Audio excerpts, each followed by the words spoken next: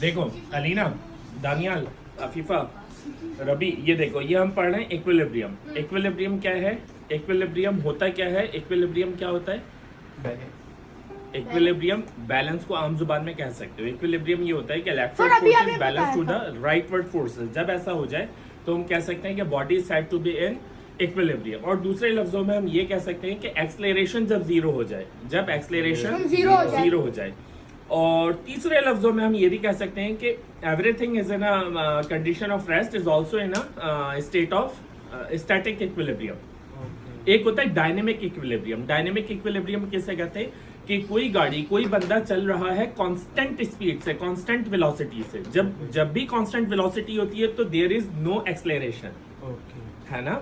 आपने देखा होगा बाइक पे या जो आप क्रूज लगा देते हो, क्रूज क्या करते हो? क्रूज गाड़ियों के अंदर जो क्रूज लगता है उसमें क्या होता है कि कांस्टेंट स्पीड, मैंने आज तक लगाया नहीं है पर सुना है, शायद ऐसे ही होता होगा कि कांस्टेंट वेलोसिटी होती है, उसके अंदर सेम स्पीड होती है, एक्सेलरेशन उसमें जीरो हो जाती है। तो जब एक्सेलरेशन जीरो हो जाए उसको हम कहेंगे डायनेमिक इक्विलिब्रियम। क्या कहेंगे? Dynamic equilibrium. और स्टैटिक इक्विलिब्रियम किसे कहते हैं? जब बॉडी हैज नो वेलोसिटी, यानी कि रेस्ट में।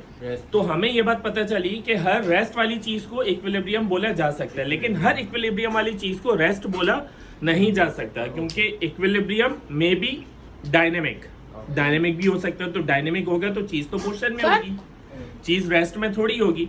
अच्छा, फिर इस तरीके से कंडीशंस ऑफ इक्विलिब्रियम आती हैं। टॉर्क इससे पहले आप लोग पढ़ चुके हो, the turning effect of the force.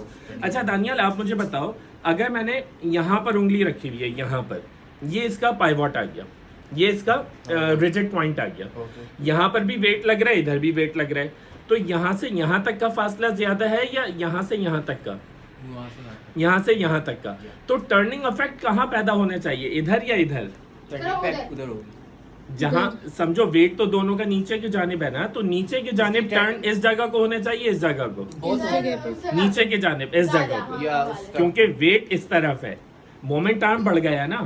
देखो मैं छोड़ूंगा ये टर्न ऊपर हो जाएगा, वो नीचे हो जाएगा। हाँ, एक साइड लाजमी सीसॉ झूले के अंदर जैसे होता है, जिसका वेट ज्यादा हो जाता है वो हिस्सा नीचे हो जाता है, और जिसका वेट कम होता है वो हिस्सा ऊपर हो जाता है, क्योंकि weight towards the centre of the earth है। ठीक है, अब ये बैलेंस कब करेगा? बैलेंस कब करेगा? ऐसे, हाँ, जब दोनों तरफ इक्वल वेट है। अच्छा, मोमेंट आर्म का भी सेम होना शर्त है, यानी कि यहाँ से यहाँ तक का जो फासला है वही फासला यहाँ से यहाँ तक का है। ठीक है, थोड़ा सा फासला ये ज्यादा यूं लग रहा है क्योंकि यहाँ पर ये शार्प नैरो आगे हुआ है।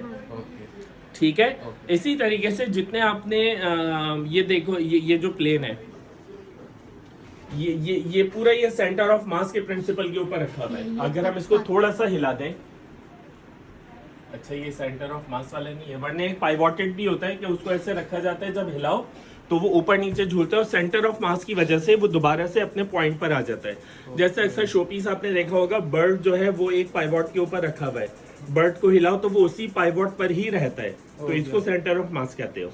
ये आपका टॉर्क पहले पढ़ चुके हो, ये इक्विलिब्रियम है। अब इक्विलिब्रियम और पढ़ाता हूँ।